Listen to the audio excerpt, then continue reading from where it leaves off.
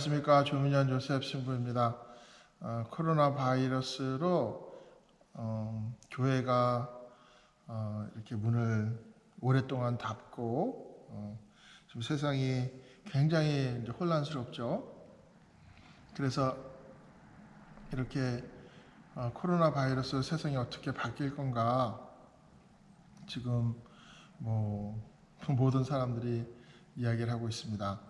코로나 바이러스로 어떻게 바뀔 건지 수많은 사람들이 얘기를 하고 있고, 코로나 바이러스로 경제가 바뀌고 산업이 바뀌고 문화가 바뀌고 사람들의 생활 방식이 바뀌고, 그렇게 추상적으로 생각을 안 하더라도 이제 브로드웨이 쇼에 가게 되면 티켓이 150불, 200불, 180불 내고 바닥바닥 앉아 있는데 그게 이제 당연히 어렵게 된 거잖아요.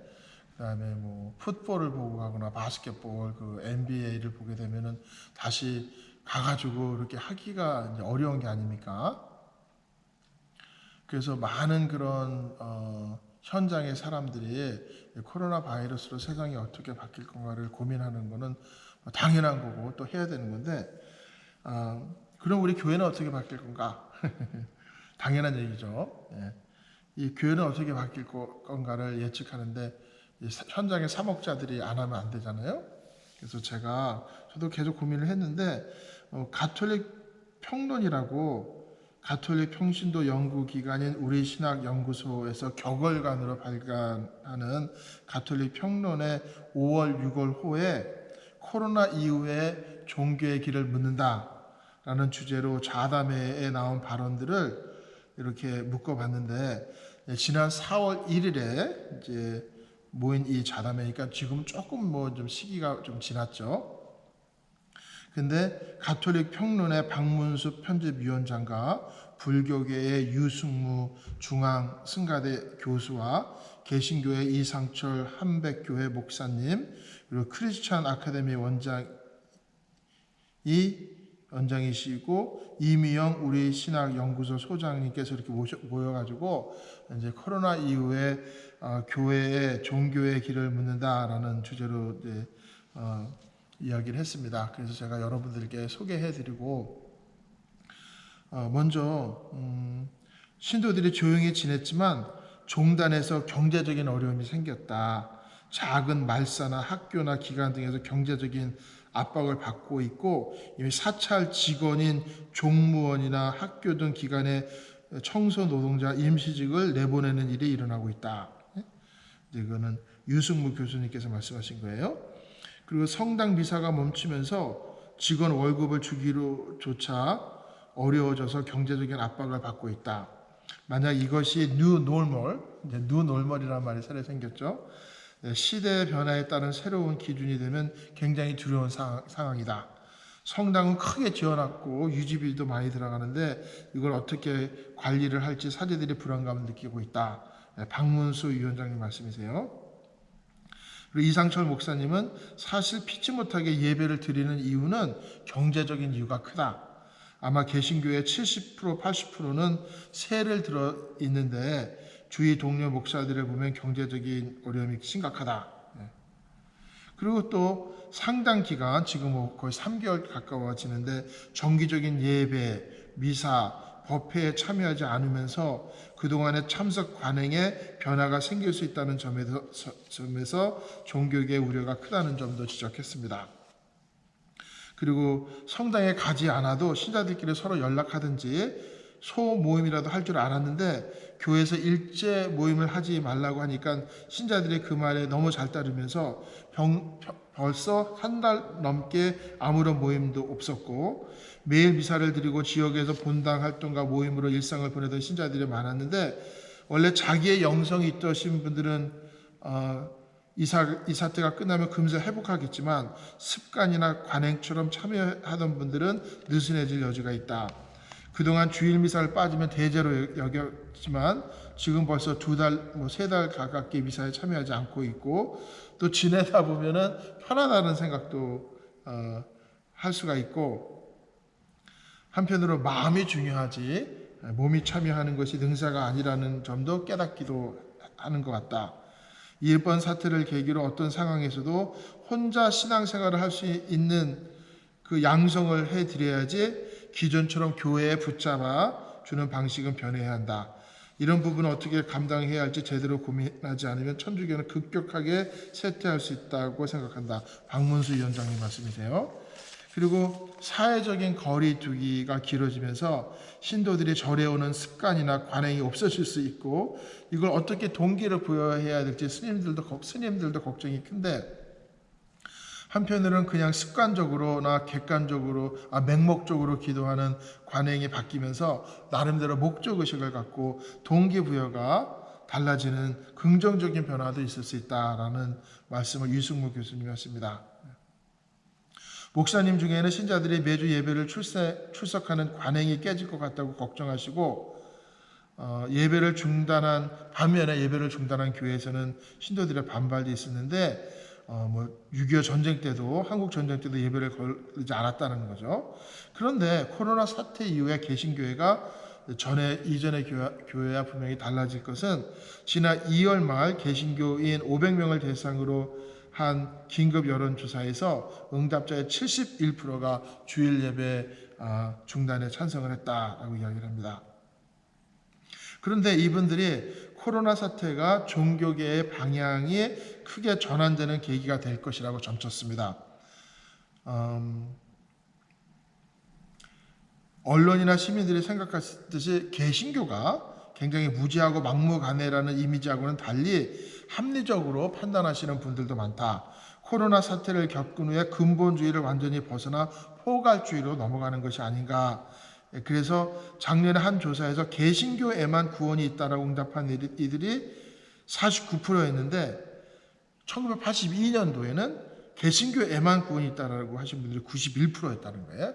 그러니까 이만큼 전반적으로 개신교인들이 포괄주의적인 신앙 태도가 늘어났고 이제 코로나 사태 이후로 더욱 늘어나면서 한국 개신교가 새로운 차원으로 나아가는 계기가 되지 않을까 하는 기대와 불안도 공존하고 있다고 이상철 목사님께서 말씀하셨어요.